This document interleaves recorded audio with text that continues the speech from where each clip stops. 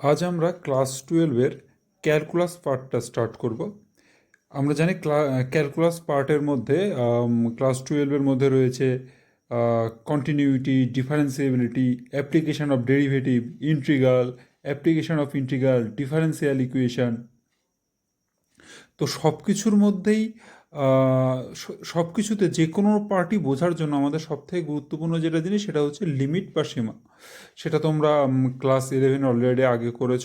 তো ক্লাস 12-এ আবার আছে।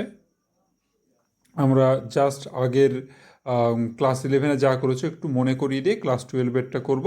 এরপরে লিমিট শেষ হয়ে গেলে ক্লাস 12-এর ক্যালকুলাস থেকে কোন চ্যাপ্টার থেকে কত নম্বরের অঙ্ক কিভাবে আসে, কোন চ্যাপ্টার থেকে এমসিকিউ, কোন চ্যাপ্টার থেকে শর্ট কোশ্চিন আসে, সেগুলো আমরা দেখব। ক্যালকুলাস থেকে ক্লাস 12-এর পরীক্ষায় তোমাদের মোট 35 মার্কস আসে। আচ্ছা, এবার প্রথমেই আসি লিমিটের সংজ্ঞাতে। লিমিটের সংজ্ঞাটা কি বলছে? লিমিট হচ্ছে ফান্ডামেন্টাল কনসেপ্ট অফ ক্যালকুলাস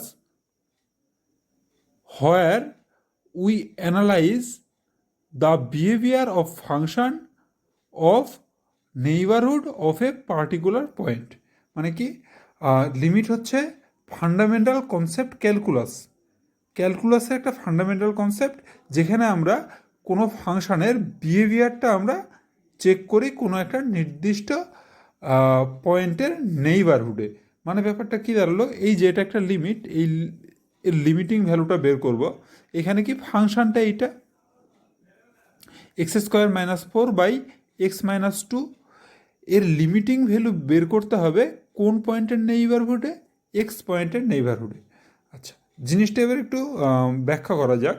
এইটা x টেন্স টু 2, এই কথাটার মানে কি তোমরা জানোই যে এক্স 2-এর খুব কাছাকাছি, 2-এর দিকে আসছে। 2-এর থেকে বেশি, 2-এর পজিটিভ দিক থেকেও হতে পারে, 2-এর নেগেটিভ দিক থেকেও হতে পারে, অ্যাকচুয়ালি দুই দিক থেকেই। এখানে আমরা একটা ছক করেছি এক্স আর এফএক্স মানে কি, x² - 4/x-2 এফএক্স, আর এক্স আমরা দেখব এক্সের বিভিন্ন মানের জন্য, 2-এর খুব কাছাকাছি মানের জন্য এফএক্সের মান কি হচ্ছে। এইখানে প্রথমে যদি আমরা এক্সের মান 2 বসিয়ে দিই, তাহলে কি হবে, নিচের পার্টটা 0 হয়ে যাবে, তার মধ্যে আনডিফাইন্ড হয়ে যাবে। এই সমস্যাটা এড়ানোর জন্য আমরা কি করব, প্রথমে উপরের যে পার্টটা সেটাকে আগে উৎপাদক করে নেব। এর উৎপাদক করার পরে আমরা এক্সের বিভিন্ন মান বসাবো, তারপর দেখব এফএক্সের মান কি হচ্ছে। যেমন প্রথমে আমি এক্সের মান 2.5 বসাচ্ছি। 2.5 যদি বসাই, তাহলে এই পার্টটা আর এই পার্টটা তো কেটে যাবে। এক্সের মান যাই বসাই না কেন, এই দুটো পার্ট কেটে গেল এইখানে। আর 2.5 তাহলে কি দাঁড়াবে, এটা 4.5। আচ্ছা, এইবার 2.3 বসাচ্ছি, একইভাবে এই পার্টটা কেটে যাবে, তাহলে কি দাঁড়াবে 4.3। আমরা এক্সের ভ্যালু 2-এর আরও কাছে আনছি, 2.2 বসালাম, তাহলে কি হয়ে যাবে 4.2। 2.1 বসালে পাবো কি 4.1। 2.01 বসালে 4.01। 2.001 বসালে 4.001। তাহলে কি দেখছি, আমরা এক্সের ভ্যালু 2-এর যত কাছাকাছি আনছি, এফএক্সের যে ভ্যালুটা সেটা 4-এর তত কাছাকাছি চলে আসছে। একইভাবে আমরা যদি লেফট হ্যান্ড সাইড থেকে শুরু করি, অর্থাৎ 2-এর ভ্যালু যদি আমি, এক্সের ভ্যালু যদি আমি 1.5, 1.6 এইভাবে যদি আমি 2-এর দিকে অগ্রসর হই, তবুও আমরা দেখব যে এফএক্সের ভ্যালু সেটা 4-এর দিকেই অগ্রসর হচ্ছে। এইটাই হচ্ছে লিমিট। কিন্তু আমাদের এটা করে দেখাতে হয় না, আমরা জানি আমাদের কি করতে হবে। ক্যালকুলেশন করার সময় এই লাইনটার পরে x-2 আমরা কেটে দেবো, কি লিখব, since x tends to 2 but x not equals to 2। কেন? তার কারণ এক্স যদি ইকুয়ালস টু 2 হয়ে যায় তাহলে এই দুটো পার্ট কাটা যাবে না। তারপরে কি দাঁড়ালো? Limit x tends two 2 x plus 2 সমান 2 প্লাস 2 সমান 4। আমরা লিমিট রিলেটেড ক্লাস 11 অনেকগুলো ফর্মুলা পড়েছিলাম, সেই ফর্মুলাগুলো আমাদের মনে আছেই।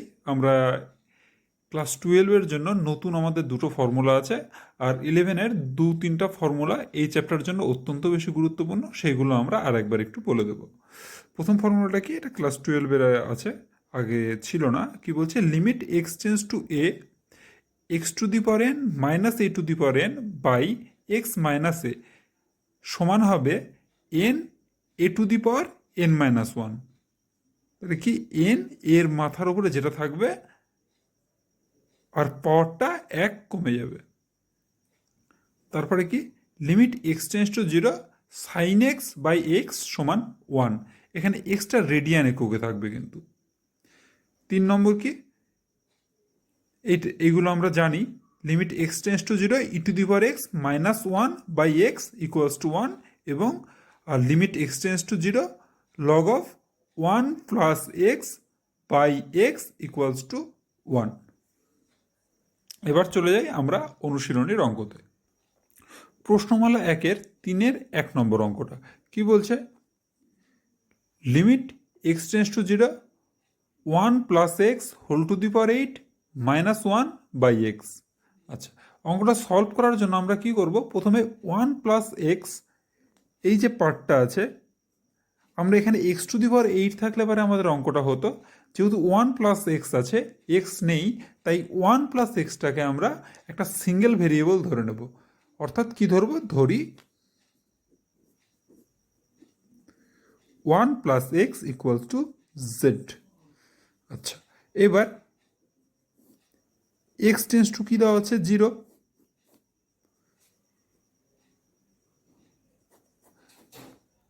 সরি, আচ্ছা, এক্স টেন্স টু 0 দেওয়া আছে। এক্স টেন্স টু যদি 0 হয় তাহলে জেড টেন্স টু কত হবে? এক্সের জায়গায় 0 বসিয়ে দাও, তাহলে Z tends two as x tends to 0 Z tends to 1। তাহলে এই অঙ্কতে যখন আমি জেড প্রতিস্থাপন করব, এক্সকে সরিয়ে দিয়ে যখন আমরা জেড বসাবো, তখন কি হবে? জেড টেন্স টু 1 হয়ে যাবে। এখান থেকে কি পেলাম? X equals to z minus 1।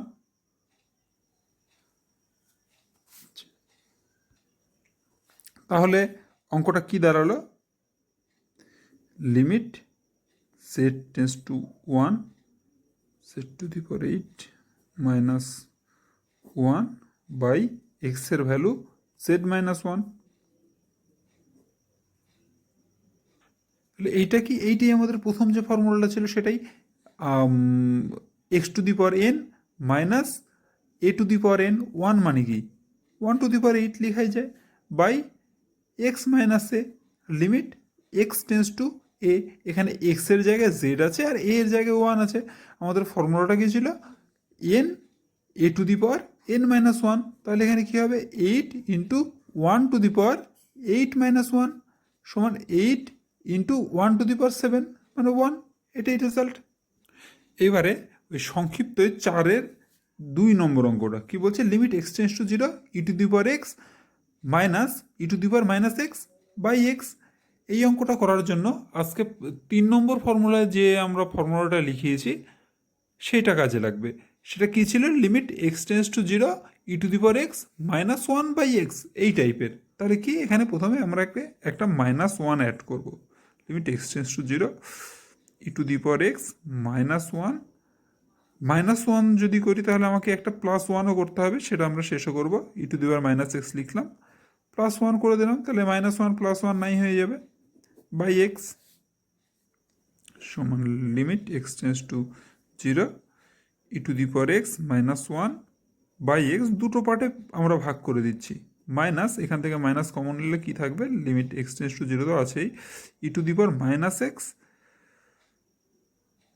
Minus 1 by x সমান, এইটা তো আমাদের ফর্মুলা আছেই। এটা কত? 1 minus limit x tends to zero e to the power minus x minus one by, আমরা কি জানি এইখানে যেটা থাকে এইখানেও সেটা থাকতে হয়, তাহলে এখানে আমি মাইনাস এক্স করে দিলাম ইন্টু মাইনাস ওয়ান, এই মাইনাস মাইনাস বাদ হয়ে যাবে, তাহলে কি দাঁড়ালো ওয়ান, এই মাইনাসটাকে আমি সামনে নিয়ে আসলাম, তাহলে প্লাস এই পার্টের ভ্যালু তাহলে ফর্মুলা ওয়াইজ আবার ওয়ান হয়ে গেল, ওয়ান সমান টু। এইবার চলে আসবো 4 নম্বর অঙ্কটাতে। কি বলছে e to the power alpha x plus e to the power beta x minus two by x.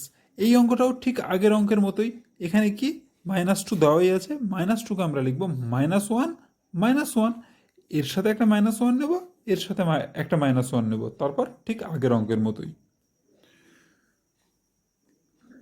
তাহলে কি করলাম আমরা, এই যে দুটো মাইনাসে ভেঙে দিলাম, তারপর দুটো পার্টে ভেঙে দিলাম, তারপর কি বলেছি এইখানে যেটা থাকে সেটাই নিচে থাকতে হয়।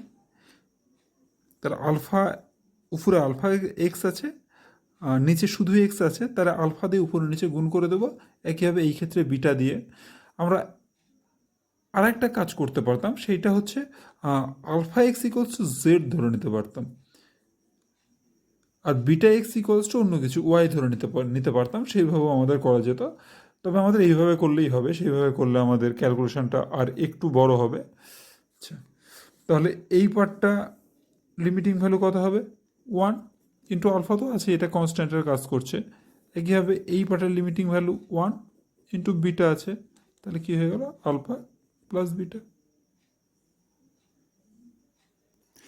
এরপর আমরা চলে আসবো 5-1 নম্বর অঙ্কটাতে। কি বলছে limit x tends to zero sine inverse x by sine x. আমরা সাইন এক্স দিয়ে আজকে একটাই ফর্মুলা পড়েছি, কি limit x tends to zero sine x by x, এই টাইপের। তাহলে আমরা কি করব, এই যে সাইন এক্সের সাথে এক্সকে যুক্ত করব, তাহলে আমাদের কি করতে হবে, এক্স গুণ আর ভাগ করতে হবে। কি ফর্ম ছিল আমাদের, বললাম সাইন এক্স বাই এক্স, তাহলে আমরা কি করতাম, একে এক্স দিয়ে ভাগ, এইটাকে এক্স দিয়ে ভাগ, তাহলে কি সাইন এক্স বাই এক্স আমাদের যেটা রিকোয়ার্ড ফর্ম সেটাকেই উল্টে লিখলে পারে এক্স বাই সাইন এক্স হয়। এক্স এক্স কেটে যাচ্ছে, তাই এই লাইনটা লেখা যাবেই। এবার আমরা এই পার্টটাকে দুটো পার্টে ভাগ করে আলাদা করে দিই, কী হবে limit x tends to zero sine inverse x by x into limit x tends to zero x by sine x সমান, এই পার্টের জন্য আমরা sine inverse x equals to z ধরব। তার আগে আমরা সাইনের এই ভ্যালুটা আগে আমরা বসিয়ে দিই, তারপরে আমরা এই পার্টটা ধরবো limit x tends to zero sine inverse x by x into এইটাকে লেখা যায় one by limit x tends to zero sine x by x. তাহলে এটা ভ্যালু আমরা জানি ওয়ান, তাহলে কী হবে এটা limit x tends to zero sine inverse x by x into one by one মানে ওয়ান। এবার এই পার্টের জন্য আমরা কি ধরবো বললাম, sine inverse x equals to z. তাহলে কি ধরি sine inverse x equals to z, তাহলে কি এক্স টেন্স টু জিরো হলে জেড টেন্স টু জিরো হবে। দেয়ারফর লিমিটটা কি হয়ে যাবে, সুতরাং লিমিটটা সমান limit z tends to zero sine inverse x মানে জেড, আর নিচে আচ্ছা এইখান থেকে আমরা কি পাচ্ছি, এক্স সমান কি সাইন জেড, সাইন জেড। একইভাবে ঠিক আগের লাইনের মতো আমরা এটাকে কী লিখতে পারবো, limit z tends to zero sine z by z equals to one by one equals to one, এটাই রেজাল্ট। এবার আমরা চলে আসি দীর্ঘর 1-6 নম্বর অঙ্কটাতে। বলছে limit x tends to zero log of one plus three x by x. এই অঙ্কটা করতে আমাদের আজকে যে ফর্মুলাগুলো লিখিয়েছি তার লাস্ট অর্থাৎ 4 নম্বর ফর্মুলাটা কাজে আসবে। সেখানে কি বলা আছে, limit x tends to zero log of one plus x by x, অর্থাৎ এখানে যা থাকবে এইখানেও তাই থাকবে। তাহলে এখানে থ্রি এক্স আছে, তাহলে আমাকে এখানে কি থ্রি এক্স আনতে হবে, এখানে থ্রি এক্স আনার জন্য আমাকে কী করতে হবে, limit x tends to zero log of one plus three x by three x into three, এই বিষয়ে বলে রাখি, এখানেও তো 3x থাকা উচিত, কারণ আমার ফর্মুলাটা এইখানে যেটা, এইখানেও সেটা, এইখানেও সেটা। কিন্তু এইখানে আমাদের চেঞ্জ করার অর্থাৎ 3x লেখার দরকার নেই। তার কারণ এক্স টেন্স টু যদি 0 হয়, তার সাথে একটা কনস্ট্যান্ট গুণ থাকলে সেটা টেন্স টু অলওয়েজ 0 হবে, তাই সেটা লেখার আমাদের দরকার নেই। তাহলে কি হলো, থ্রিটা বাইরে, এই এই পার্টটার লিমিটিং ভ্যালু কত আমরা জানি, 1 ফর্মুলা ওয়াইজ ইন্টু 3 সমান 3। তাহলে এই কটা ফর্মুলা দিয়ে তোমাদের দীর্ঘর 1 পর্যন্ত সবগুলো অঙ্ক হবে। যদি কোনোটা অসুবিধা হয় তারপর আমার সাথে যোগাযোগ করবে।